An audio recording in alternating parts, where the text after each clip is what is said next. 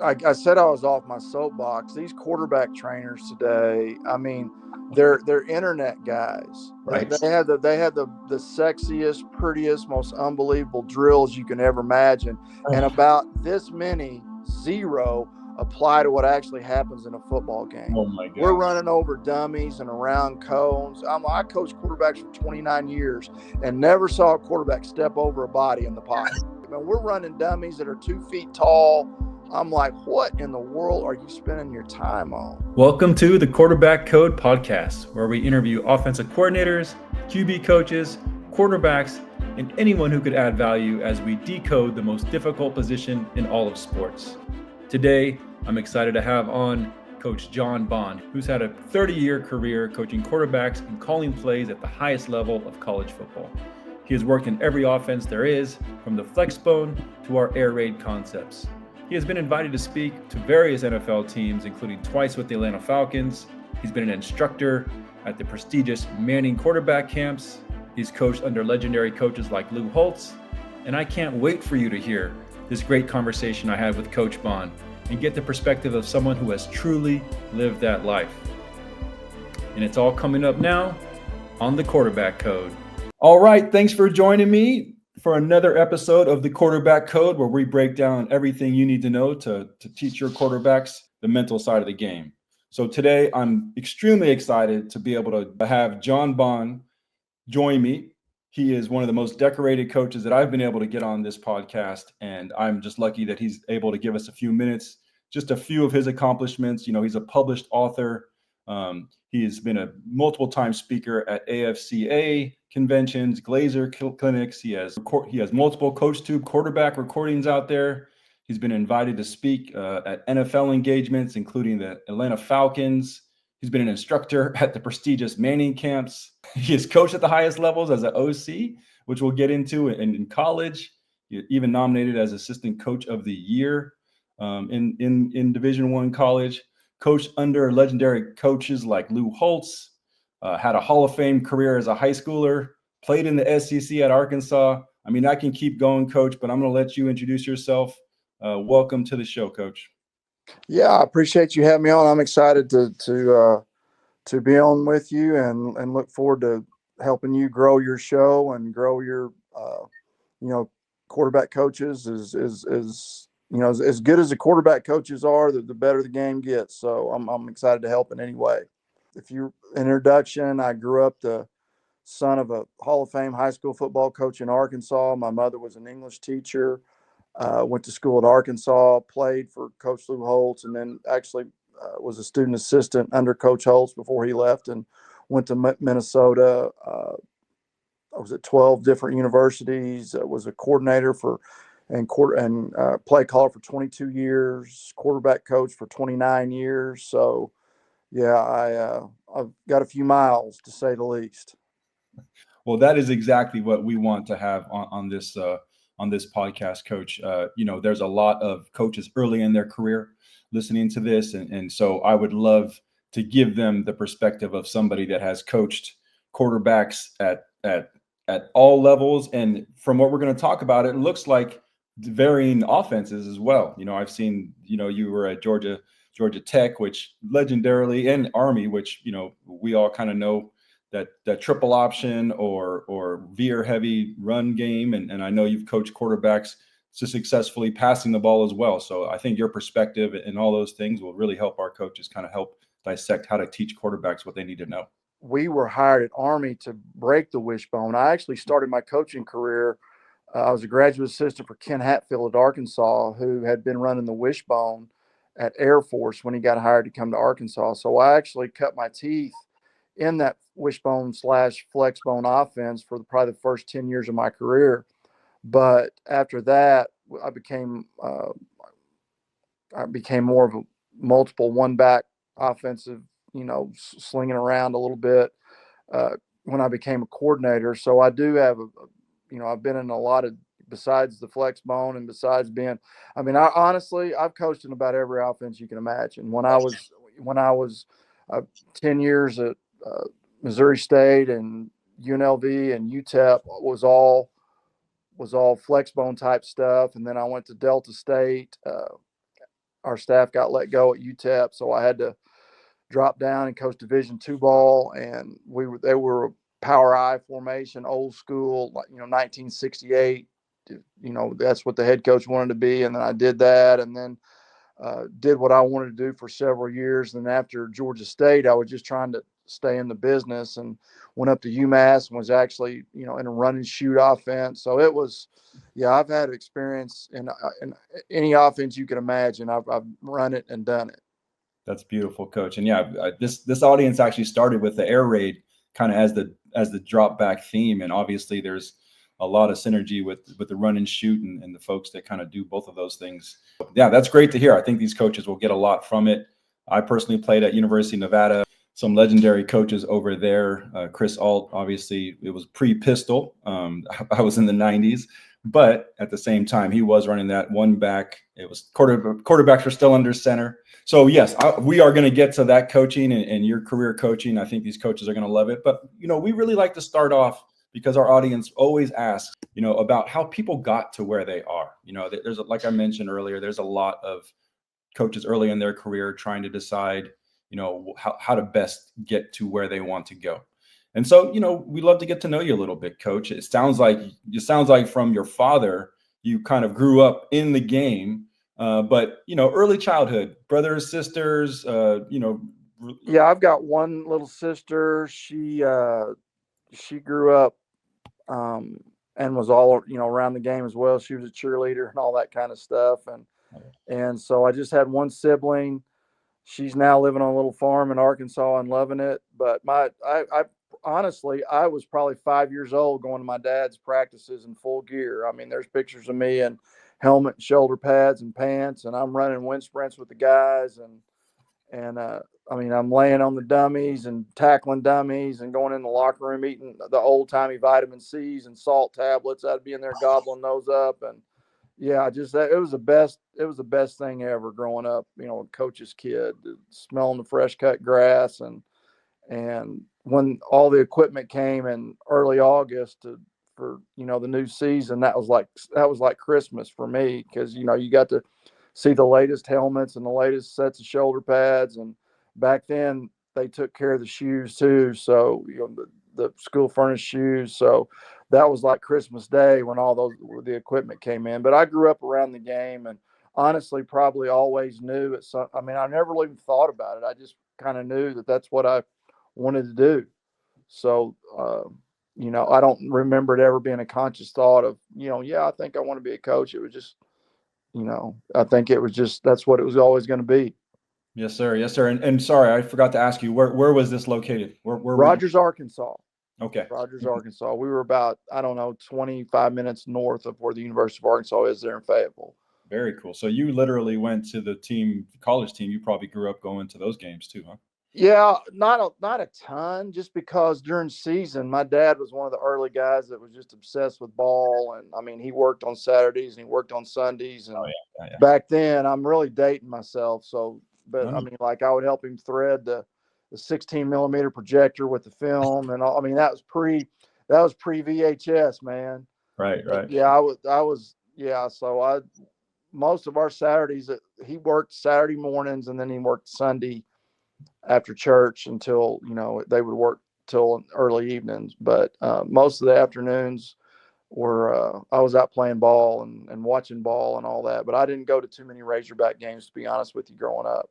No, it makes sense. That makes sense. You might as, if you're living it, you don't need to really go watch it like that. That's and so it's probably an obvious question, but influence, your parents' influence in your life. I mean, obviously your dad was a coach from day one, so it sounds like that was a huge influence. But just parents in general, I miss those days. My parents are 90, so everyone kind of thought they were my grandparents growing up. They didn't have us till late, so I feel like I was raised in a generation before mine even. And there's a lot of values that I still carry to those days. But just early impressions, parents influence, maybe even beyond the football. My mother was a teacher, like I mentioned. She was an English teacher. My dad, I mean, even if I wanted to do something stupid, I couldn't do it because, I mean, I couldn't do anything without, 5 minutes, and they'd have already heard I'd done something that I wasn't supposed to do. So I didn't I mean, I didn't grow up like that. I grew up, I was trying to be a pleaser. So I never really, I was, their influence, just trying to be a good guy, like Archie Manning and that SEC, just trying to be a good guy. That's what I always try to do growing up. So, and I really never honestly wanted to disappoint my parents. All I ever cared about was having the ball in my hands. I didn't play with trucks, and I didn't, what a lot of kids do. I mean, I always had a ball in my hands. If I wasn't throwing the football, I was shooting a basketball, and, 12 months out of the year, rain, snow, sleet, it didn't matter. I was Yes, sir. outside playing ball. It's not like now when all these kids, they'd rather be playing, Xbox than outside. I mean, we grew up. I mean, I was outside from the time, after you eat breakfast and come in and eat lunch, and then I was out till it was too dark to see. So in the summertime, so that's kind of how I grew up, and I enjoyed it, and I wouldn't trade it for anything, to be honest with you.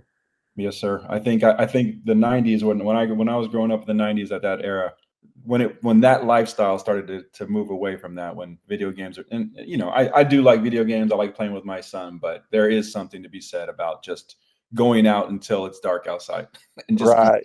play.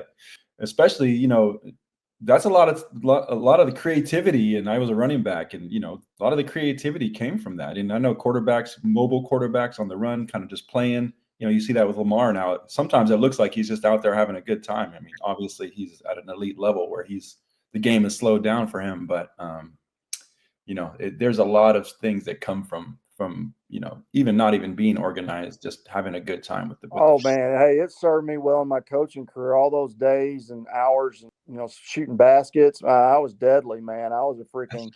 If there would have been 3 points, I would have. Yeah, I could shoot, and to this day, I could probably go out, and even at the end of my coaching career, I would be betting guys, and going out and playing horse and just wearing guys out, because I lost a little bit of the range, but I could still shoot. So it served me well throughout my coaching career, being out in the backyard shooting hoops. Yeah, just competing, right? Even Yeah, for nothing at all, absolutely. compete to win. Absolutely. Love it, love it. When did you actually start playing football? Yeah, my dad, he would not let me play. He didn't want me to get burned out. So I think I was 12. I think I might have been in the sixth grade when I first started playing, and I was all because of the backyard. I mean, all I did was throw and catch, so I was always the quarterback, and that's kind of how I started and ended up doing all through high school. So I was started playing in the sixth grade, then seventh grade I played on the same Pee Wee team, but then I played on the seventh grade football team, and then ended up playing up on the eighth grade team. So I was always a quarterback, and in some ways, I feel like it might have limited my. I don't know. I wish I would have played some other positions, just because, like my son, who's a senior this year. I mean, that son of a gun, he can play any position, and has played. And I was just like, you're the quarterback, and that's it, and this is what you're going to do. And I feel like now looking back, I could have been a little bit better athlete if I would have, done a little bit more and played a little bit more. But hindsight's 2020, and it probably allowed me to be a little bit better quarterback. So anyway, yeah. Yeah, I mean, it clearly worked out, but I think we all kind of have that, right? Where, when the time's over and you kind of reflect, you're like, oh, maybe I could have been an awesome, strong safety too, or Right. something, Right. but Yeah. clearly it worked out for you, and the more nuanced people think and are kind of in that mindset, I think the deeper you can go. So that, luckily for us, you did that quarterback route, and we're going to get to pick your brain a little bit today. Now, we do see a lot of, and trust me, I hate daddy ball. Like, I've been in the middle school ranks for a while trying to teach this air raid, and daddy ball is one thing that we just need to. It just stinks, and defining that is just like, putting your kid at quarterback, no matter if he should be there or not. But I do see a lot of coaches' kids, because the IQ, and not because like they're drilling it at their kids at home at a young age, just sitting and talking ball with them on a Saturday, on a Saturday afternoon or a Sunday afternoon, and just kind of, I'm assuming that's why. But we do see a lot of coaches' kids just have the football IQ, and usually where we need that kid, at least at the early levels, is at quarterback. Do you think there's anything kind of to that? I believe it 100%. I mean, you grow up around it, you listen to football. I mean, you're exposed to X's and O's, real X's and O's from real coaches, who get paid to do it for a living, whether it be high school or whatever. Yeah, I absolutely believe, and I put stock in it as a college coach. I mean, coaches' kids, they were kind of near and dear because I knew you're going to get, a guy that was probably going to be very football smart and savvy and committed and all that. He's watched his dad go through, whether it be, a coach on the staff disloyal or he's seen his dad deal with issues, and you as a kid, I mean, that makes an impression, and you try to not be one of those guys and most of the kids, whether it be coaches' kids or former players, that were good. I believe in bloodlines. I think there's something to that as well. I mean, kind of like racehorses. I believe there's something to that. And there is something to that with coaches' kids. And a lot of them do end up being quarterbacks just because of, the savviness that they've just developed over the years from just being around it, way more than the average kid. So yeah, absolutely put stock in it. You bet. Absolutely. Yeah, no, that's great to hear. And there's no doubt DNA comes into play, but we are really focused on the mental side here. I the way that the game is going, and I love football, and even though I was an offensive player, I always loved defense and hitting and those things, and it's almost being refereed out of the game to some degree. So the mental side of the game, I think it's going to be a huge moving forward. And you see, man, like these quarterbacks that might be prototypical body wise or height, speed, all that good stuff, but the ones that can't process, and I'm talking Brock Purdy, and let's just put this season aside because it was just for the Niners. I'm a Niner fan, and it was a complete meltdown all the way around. So I don't blame Brock Purdy like a lot of people are. But what I'm trying to get at is you can be an average for NFL, right? Size quarterback. If you can process and make good decisions, and that's what this channel is all about, helping people learn how to teach decision making. If you can do that, talking to the right guy, because I believe in that 100%. I mean, there's so many guys who are just average ability and average arm strength and average this and average that, but who are well coached and who are smart, who can process, and you throw in some toughness in there, you can go a long way with a guy like that. Absolutely. I won a whole lot of ball games with guys exactly like you're talking about. No question. I love that you threw the toughness in there. Good. So I'm excited. We're going to get to the quarterback conversation, and this is going to be amazing. But last couple of questions about the early childhood. So just quite curious what kind of student you were in you know what? I mean, I wasn't a brain surgeon, but I was a good student. Honestly, I really didn't have to try all that hard. I don't know that I ever made a B until maybe my senior year, and it wasn't because I was Albert Einstein. It was just, I don't know.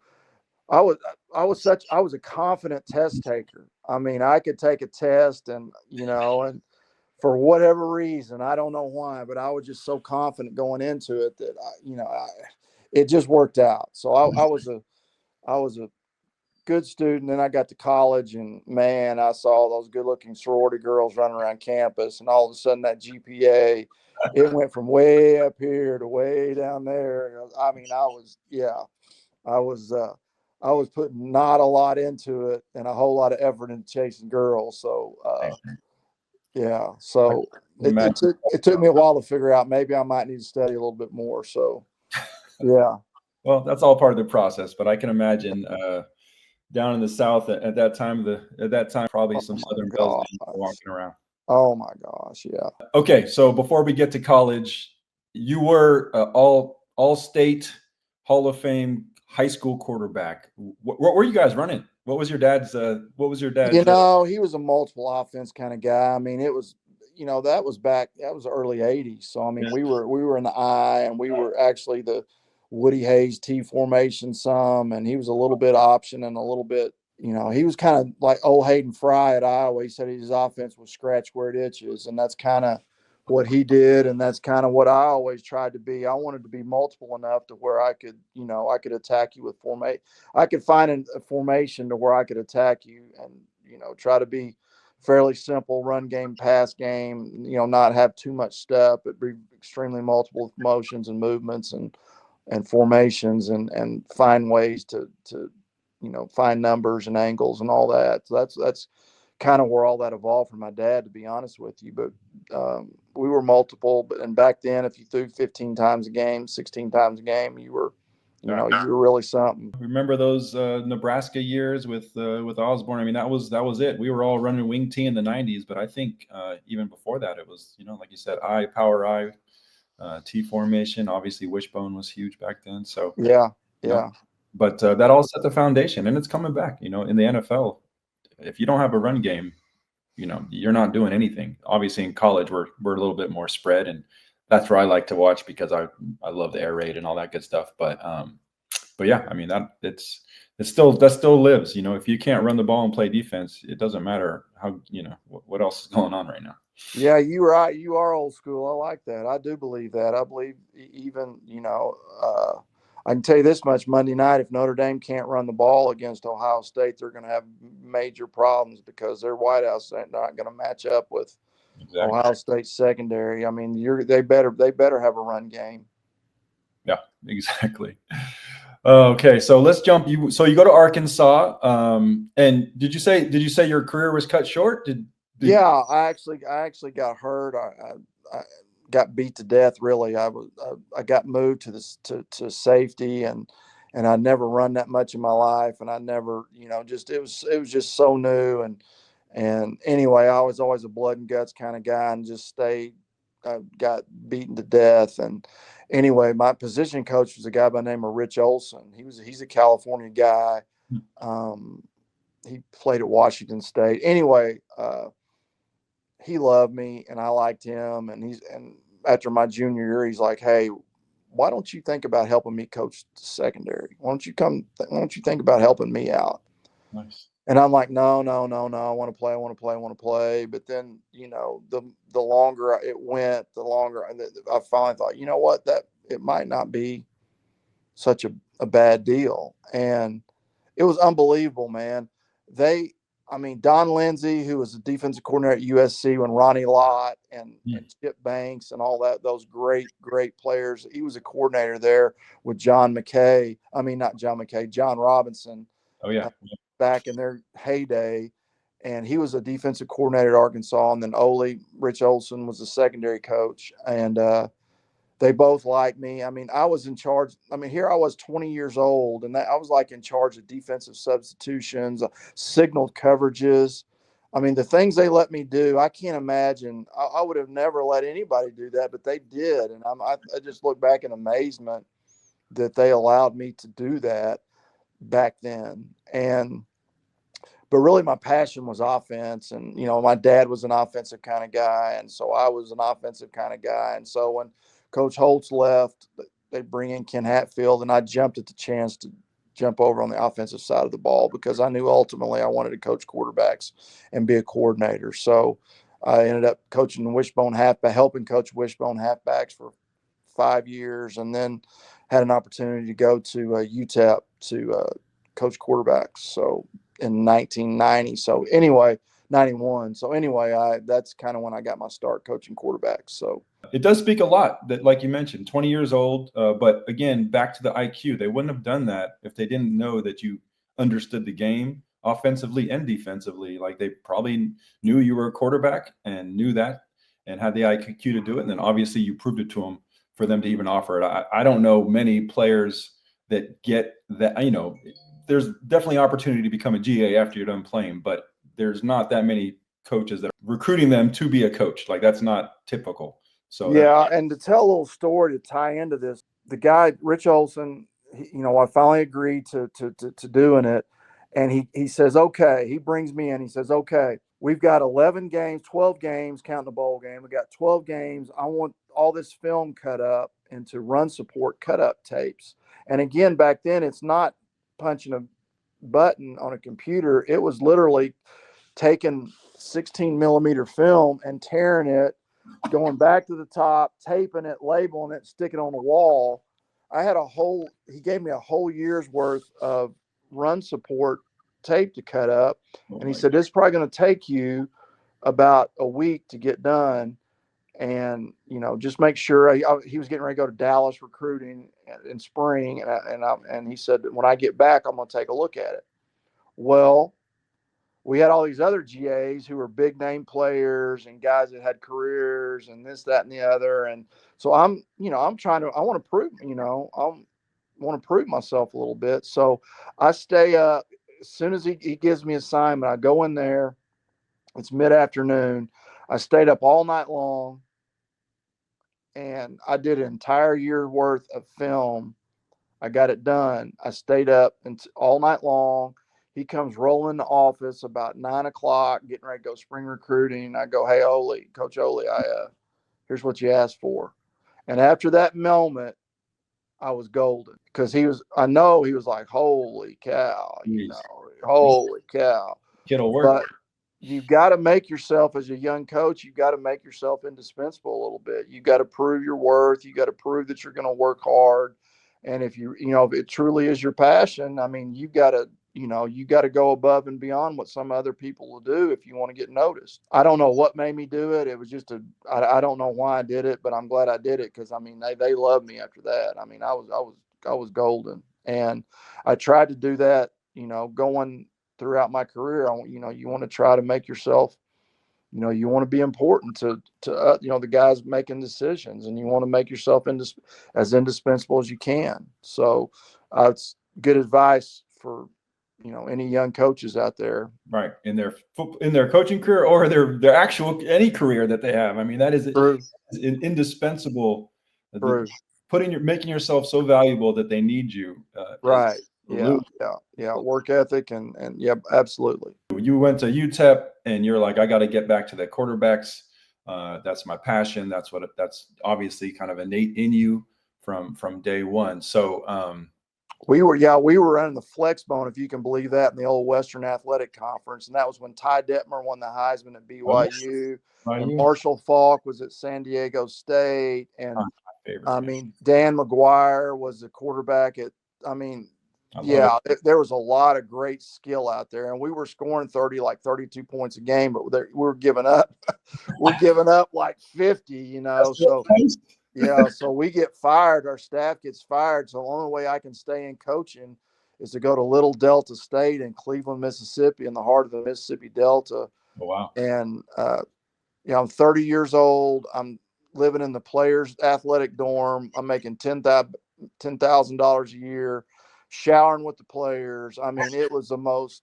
Yeah, I'm like, and every morning I woke up and went to bed at night. What the heck am I doing? What the heck am I doing? So I did that for 2 years, and I got resurrected and got to go to Illinois State with Todd Berry, who was recently the head honcho of the AFCA. I got hooked up with him, and we got really good, and that's kind of when my coaching career took off a little bit. Okay, cool. And at Illinois State, you are quarterback coach. You are quarterbacks and offensive coordinator, and we had you were OC already. OC, yeah. We had a quarterback by the name of Kevin Glenn, who the big boys, Purdue, Illinois, Indiana, all offered him, but they all said he was too short to be a quarterback. He was 5'9". Man, I loved his tape. He could see. He was incredible. Anyway, I said, no, come to Illinois State, and you'll be the best quarterback in FCS football. And he came to Illinois State. He changed the program. I mean, we were loaded. We were good. He ended up going to Canada and threw for like 55,000 yards in Canada. He's like the fifth most yards in the history of the CFL. And again, young coaches, I mean, I don't put limitations on size. The best quarterback I ever coached in 29 years was 5'9". He couldn't see over the line sometimes, but he would slide to where he could. He would slide and move to where he could see.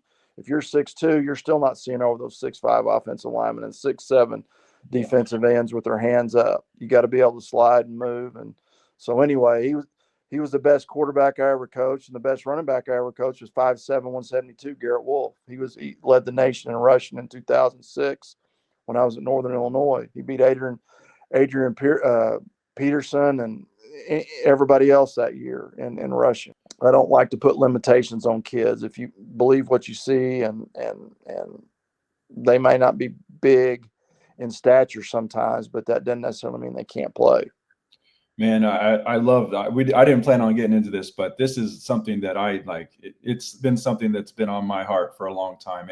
we are evolving, right? To see Kyler Murray win a Heisman and then go on and play in the league, and you're starting to see some of these Bryce Youngs getting a chance, right? Yes. A chance, Yeah. but they're still, even at the college level, man.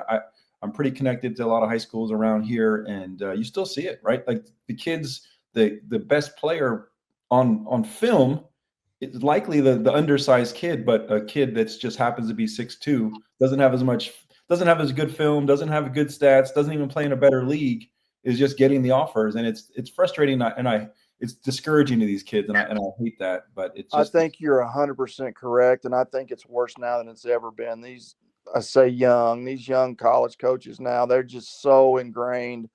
You know, if they have their computers like six shooters, like Doc Holliday at OK Corral, they can fire up a computer and put out any information, all that. But man, it gets down to coaching. You got to be able to coach and evaluate. And these guys, classic case of what you just said. My son's team here in Georgia, there's a 5 nose guard, had 47 tackles for loss, Right. 20 quarterback sacks, and nobody will recruit him. He's the most dominant player in this area, and it's not even close. And because he's 5'10", nobody will talk to the kid. And it blows my mind. And it's not just, it's all these kids. I mean, if they don't hit a certain criteria from a height standpoint anymore, it's just so frustrating, man. It's just so frustrating what's happening. You mentioned it. I mean, it drives me crazy. It really does drive me crazy. So that these coaches won't believe what you see, right? Turn the tape on, believe what you see. The film, like we always say it's a worn out phrase, but the film does not lie, right? Like, right. But like you said, if they're not X height, X speed combination and weight, they don't even look. They're immediately eliminated. They don't even get to the point where they even look at the stat. The stats don't even matter anymore. By the way, I don't even. It's insane. I know it is. It's crazy. I hate it. It's just, I don't think it's good for the game, but. Anyway, I'll get off my soapbox. Me too. There, but it's not going to change. Like you said, I think with all the data that's available now, streaming to these coaches, it's just an easier way to even eliminate people, if anything else. I agree.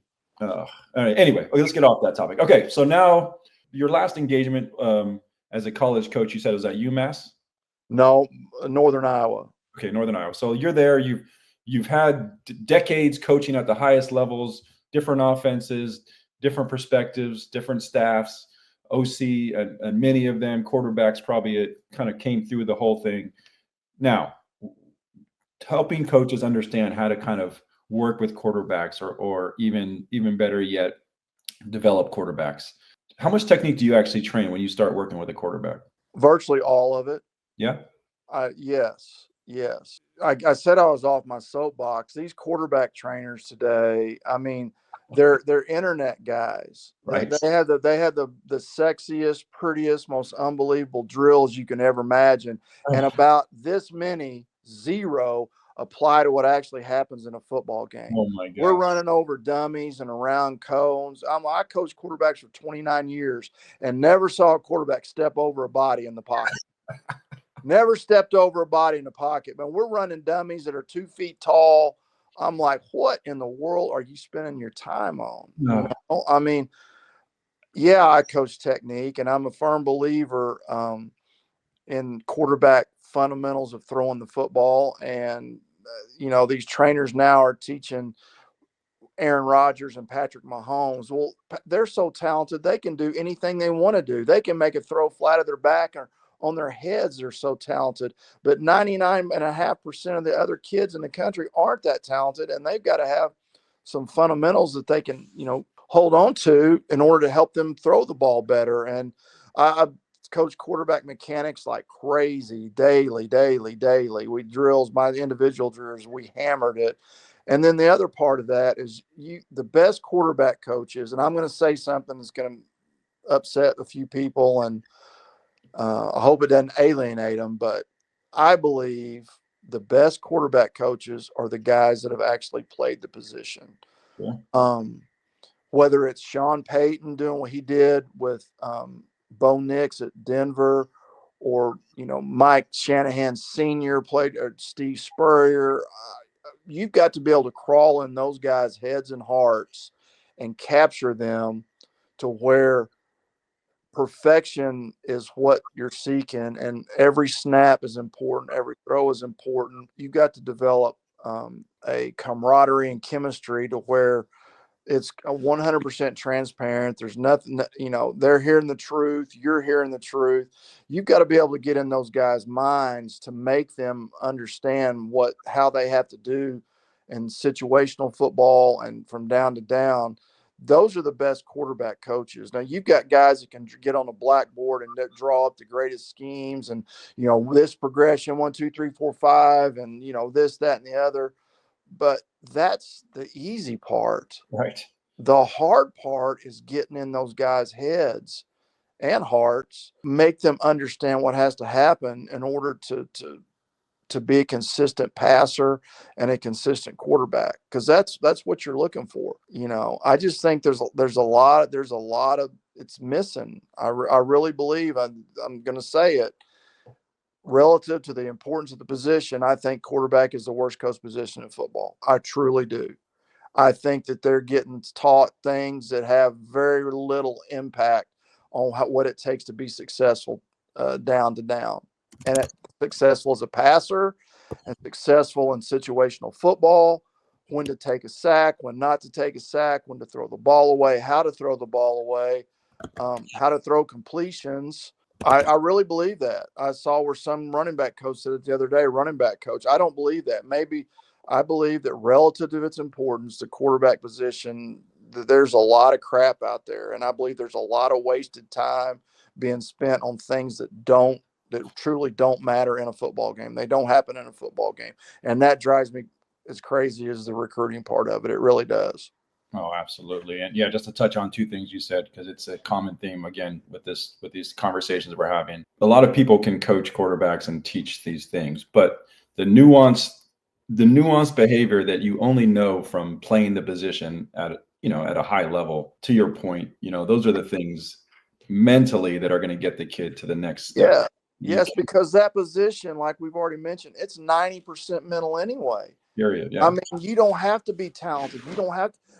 Arm strength is so overrated. I'm telling you, it's so overrated. It's not even funny. Yeah. I'm throwing out a way old school. Nobody's even going to know his name, but Fran Tarkington of the Vikings in the 70s. The farthest he could throw a football was 53 yards. And the son of a gun, he threw for like 50,000 yards in the NFL. I mean, it's about being accurate. It's about being, like you said, being able to process, being tough, throwing completions. If you'll just throw completions, you stick 3 or 4 quarterbacks in a drill and you call smash, the first time, every single one of those guys, they're going to fire that 22, 25-yard corner route out there, and they've got a hitch sent out there wide open. Right, 100%. You've got to drill, man. Hey, take your 2nd and 4, 2nd and 3s, Okay. All those close misses, you're still 2nd and 10, buddy. And a lot of coaches won't correct that on the fly too. They'll just, oh, nice throw. But no, we're here to decide who the best person to throw to is, not if you got. I mean, your job as a quarterback and a coordinator and quarterback coach, your job is to score points. Period. And those 2nd and 10s, I'm promising you, there's a whole lot lesser percentage of, than 2nd and 3s. You're going to sustain drives and move the football and keep the defense off the field and score more points if you'll throw completions, throw your checkdowns to your back, throw your shallow crosses, throw the short stuff, and the deeper stuff will open up later in the game. And when it's critical, you'll throw that corner route on smash after you've thrown that hitch 2 or 3 times before in the game, and once you get that buy-in from the quarterbacks to throw completions, man, your offense is going to be more consistent. He's going to have better numbers. You're going to score more points. It just all flows and fits. But they got to believe that, and they have to understand that those near misses, those ahs in the stands, you're still 2nd and 10, 100%. And yeah, you're speaking the air raid language right now. That and we always use the analogy of just like when we grew up playing baseball, just get hit line drives and the home runs will come, right? Just right. It's the exact same. 100%. If you're a shooter in basketball, make your free throws, hit your 15-footers. The 22-footers will come later, but just be good at what you're trying to do. Yes, sir. All right, cool. So let's talk about progressions a little bit and how you teach it. I mean, is it whiteboard or chalkboard, whiteboard? Is it on the field, half field drills? Like, how do you teach your quarterbacks how to move through their progressions when you have maybe a drop back play or? Great question. I teach it on the grease board. Then they've got to draw it and spit it back on the grease board. Then we go out, we'll walk it on the field, and then we'll drill it. If there's hots involved, there's no detail too small for a quarterback. You're drawing it for the quarterback, and he can't draw it back. It's not what you know, it's what he knows, right? Mm-hmm. It's what you can teach and what he knows. And I'm a big believer in getting them up on the board. I'm a big believer in telling them something completely false and making them say, no, coach, wait a minute. Like, oh, good catch. Yeah, absolutely. They've got to know what you're communicating, and they can't fake it, because they're not going to be able to BS it on Friday night, or Thursday night, or whenever you're playing. You're not going to BS yourself. You're not going to be able to BS your teammates. You've got to know this. And yeah, we're going to drill it on the grease board, and we're going to drill the heck out of it on the field. If I have 20 minutes individual, I'm spending 10 on quarterback fundamentals, footwork, pocket presence, and I'm taking the other 10 and we're actually doing progressions, and I'm setting guys up, and I'm covering guys, and I'm making them get, go to 2, go to 3. And I'm going to tell you something that's going to probably blow your mind a little bit, but I believe it. I coached them for 29 years, and I probably had 3 or 4 kids tops who could truly, consistently get to 3 and not be BSing, not be going 1, passing through 2, going to 3, skipping 1, going 2, 3. I mean, truly 1 to 2 to 3. And that's just honestly about the timing in your head, what that should look like with your feet and your eyes. 1 to 2 to 3. Because anything past 2.5, 2.8, you're either getting hit, you're moving off your spot, or the ball's out. Anything, and that's film study. I mean, my last stop, I worked for a defensive coach, and he was telling, he kept saying this ridiculously low number of, how many seconds before that happened. And we went back and actually did a study, and over a year, I mean, 2.5, 2.8, it's those one of the 3 things has happened. Ball's out, you're getting hit, or you're moving. Because defensive line, defensive ends, backers, too many good defensive coordinators, too many good athletes, they're coming after the quarterback. So you better have answers. You better be protected up. You better have some good hots, and you better have an offense where the ball's coming out, because I would argue with you that even in the NFL, the route depths don't match the time. Right.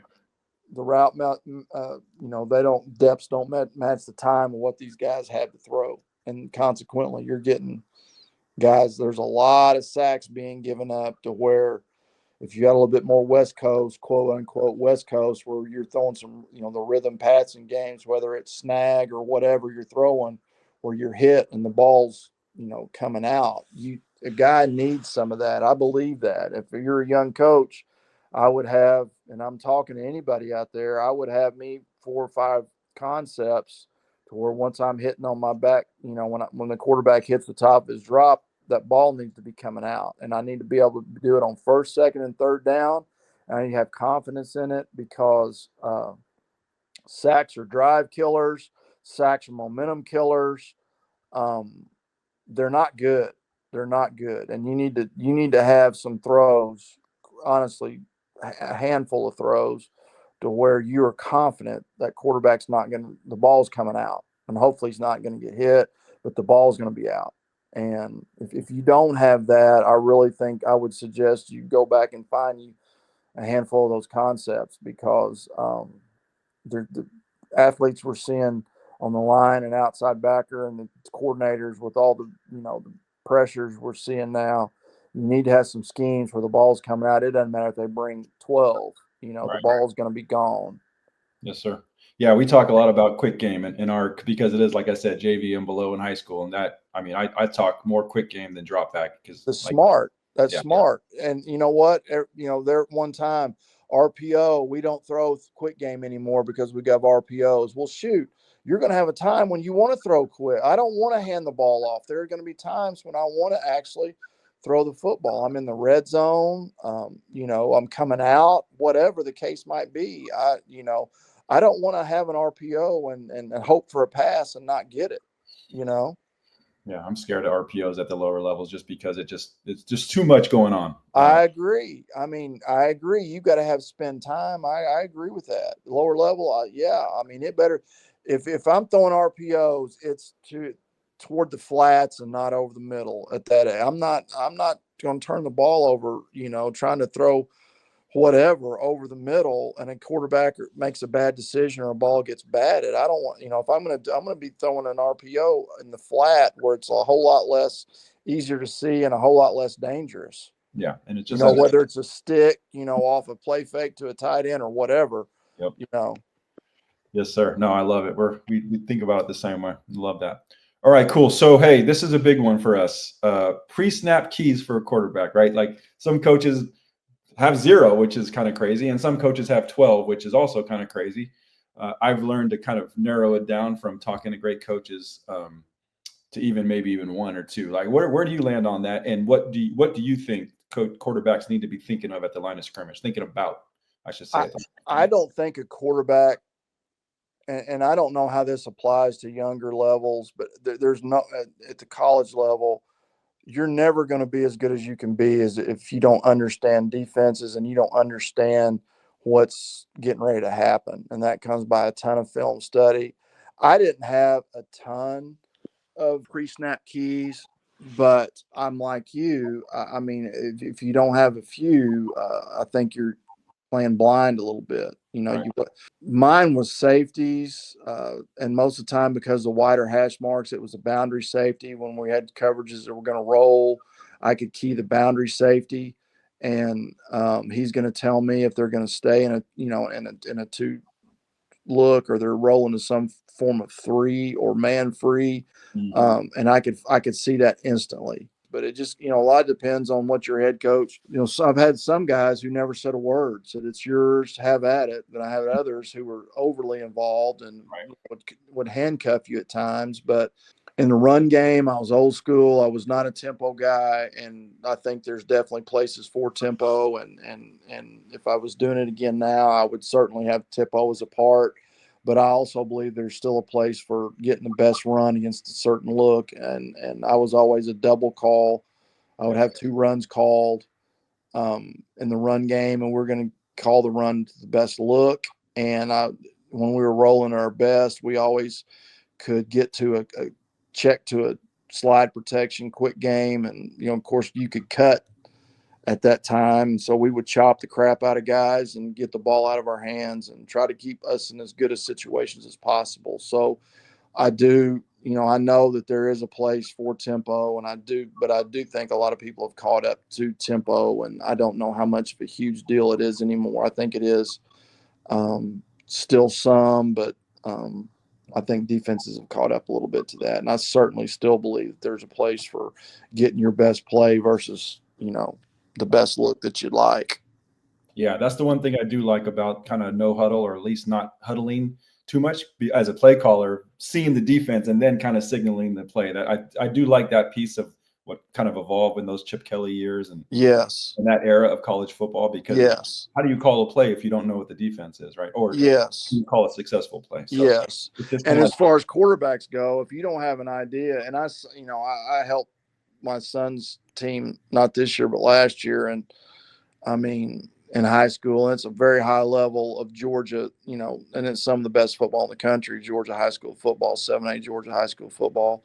But even even at that level, I don't know that I saw a ton of quarterbacks who truly understood what was getting ready to happen before the snap. And so much time is spent on your job and your assignment, and I think guys miss out a little bit on you can just add 10 to 20% more effectiveness at least if as a quarterback what's getting ready to happen before it happens, based on film study and pre-snap reads.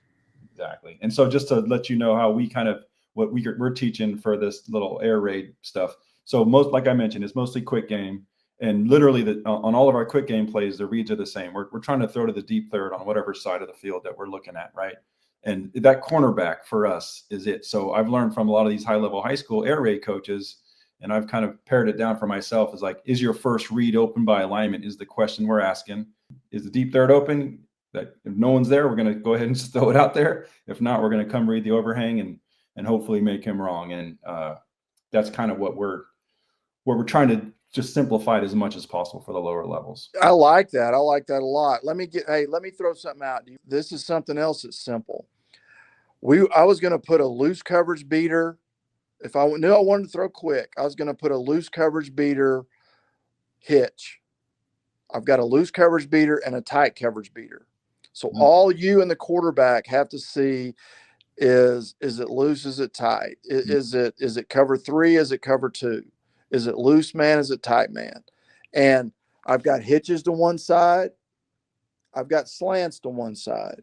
And all the quarterback has to see is it loose coverage or tight coverage, and go accordingly. Love it. And or you're in the red zone. Add a motion if you like. Is it man? Is it zone?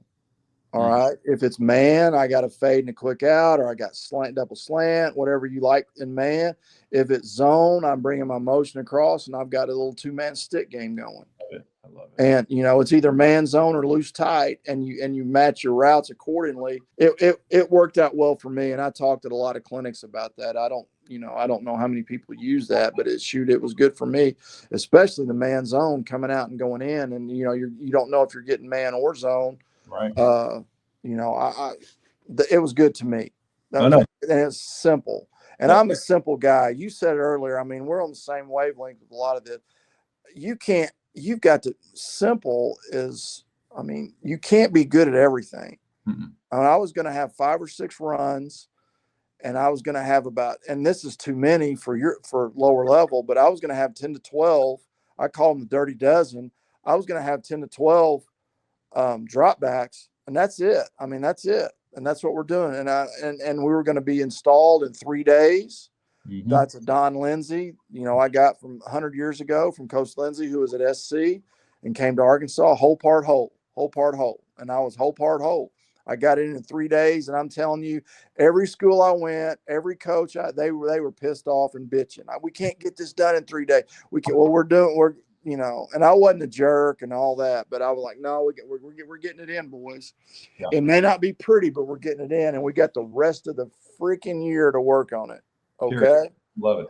And yeah, I was going to have 10 to 12 dropbacks, and I was going to have 4 to 5 quicks and 4 to 5 runs, and here, let's go play ball. And there was going to be multiple enough formations and motions and movements to where we were going to figure out what we could attack and score points. And luckily we did. We scored a lot of points at most places I was at, and it was a very simple philosophy, and we didn't get tricky. I led the nation multiple years. I shouldn't say we led the nation multiple years in the red zone, and it was because we were simple and we practiced it and we were good at it, and we would do it. We would run our red zone routes on Thursday, and we would walk them on Friday, and we'd walk them in the parking lot on Saturday morning, and then we'd go out and son of a gun if we wouldn't score a touchdown, because the kids knew what was coming, and we practiced it over and over and over, and it wasn't, and everybody's like, oh my God, where are you throwing? What routes are you throwing? Watch the film. Yeah, we're not throwing that many, buddy. We're not the Green Bay. We're not Green Bay. We're not Minnesota.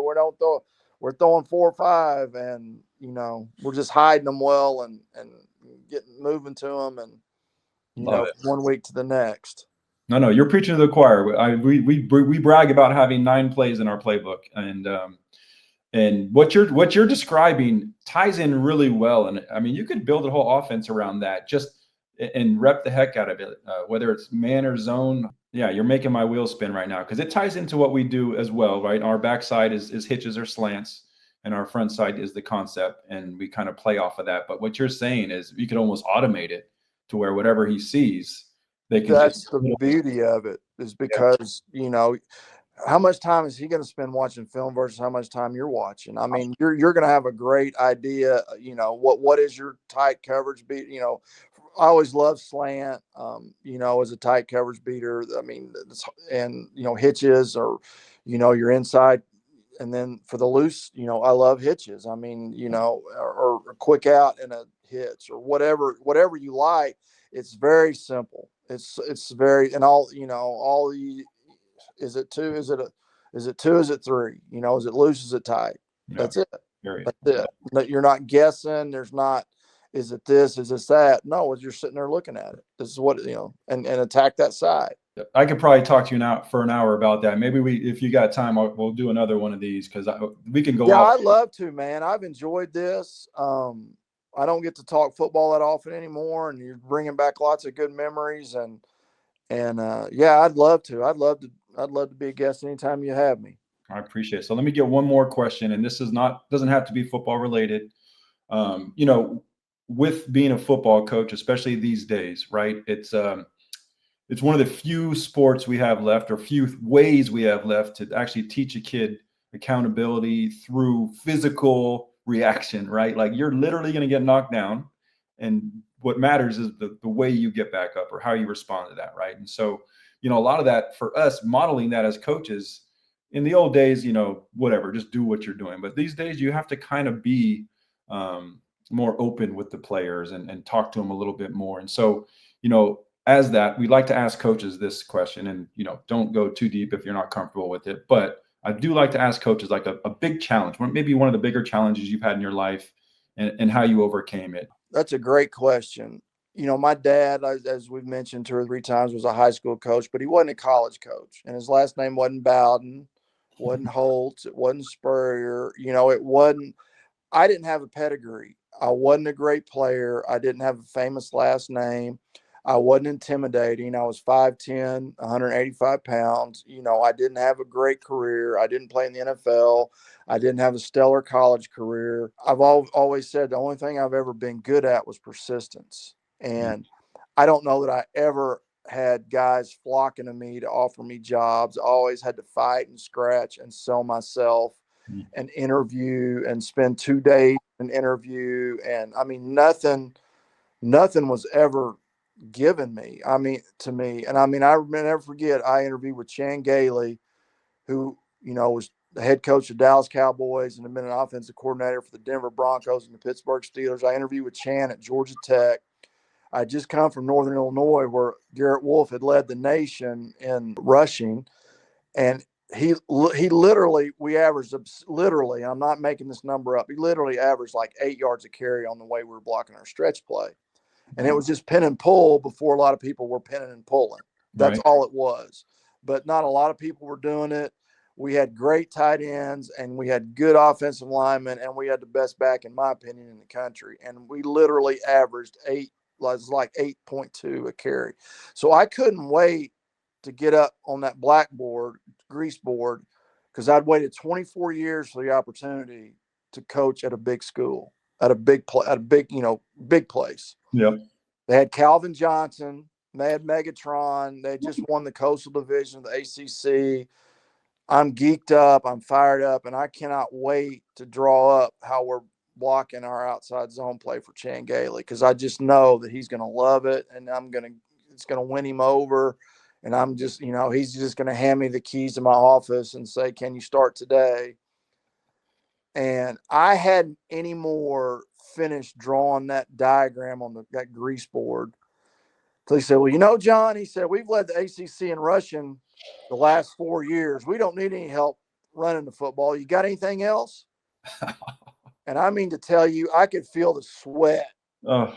I could feel the sweat bubbles on my forehead start running down the side of my face. And I just like, oh my God. I mean, I about wanted to vomit. I really did. Because I knew, I had, I was ready. But, when he said that, I'm like, and the first thing that came to my mind was, well, I tell you what, coach, I got a protection that will pick up about every zone blitz known to man. And when I said that, now that got him. So the life lesson is just be persistent and just keep hanging and keep doing. And, luckily I had enough that got opportunities to coach, but I wasn't given any opportunities, none, zero. So persistence is best I can tell you what I would say. Yeah, no, that's great, Coach. I appreciate you sharing that story. Whether it's a graduate assistant or any level, you're lucky to get in, and then you got to get lucky again to be able to stay in, and then you got to get lucky a third time to advance. You know what I mean? I mean, you got to have a lot of luck, and you got to have a ton of work ethic, and most of all, you just got to love ball. I mean, if you love ball, you're going to be okay. If you don't love ball, and that's kind of honestly when I knew that it's time for me to step away, is when, we'd start arguing about, how we're going to run an out cut, or, are we going to speed cut it? Are we going to come back? Are we going to pirouette out? Or I'm like, I got to the point like, dude, I've run it. They all work. Right. Crap. Just how do you want to do it? When I started feeling some of those feelings of being all fired up, and demonstrating on each other. No, this is the best, and said, yeah, you got to love it, man. And it's the best game going, because you alluded to it. It's the last game in our society that teaches a man how to be a man. We're losing that daily. We are losing that daily. You're going to get knocked down. You're going to, all that. You got to, it's the last bastion of the tough guy, that's for sure. And that's why this game needs us now more than ever. Yes, sir. Yes, sir. All right. Well, I appreciate it. I know I've taken over an hour of your time, sir. I'm going to let you get to it, but thank you so much. Our audience is going to love learning from you. Is there a way that they can reach out to you? Is Twitter the best way? I mean, that's how I got it. Yeah, Twitter's probably the best way. I stopped posting a long time ago. I post my son's stuff, and that's about it. But I'm still able to get direct messages and all that. So Twitter's a great way. I wrote a book 2016, 8 years ago, developing a championship quarterback on Coach's Choice. There's some good stuff in there. But yeah, hey, I'd like to do this again if you'll have me. I enjoyed today. I enjoyed the heck out of it. Heck yeah, Coach. I'll take you up on that, and I will put all the links to the Coach Tubes, to your book, where they can buy that, and anything else I find online, and your Twitter, so people can consume all your content. And yeah, Coach, I'm gonna be reaching out to you for sure to do it again. And like I said, I could talk ball with you all day. So thanks again. Yeah, that's great. That's great. You were great too. I mean, you ignited some thought in me that, like, oh yeah, I hear what you're saying. So yeah, it was great. I enjoyed it.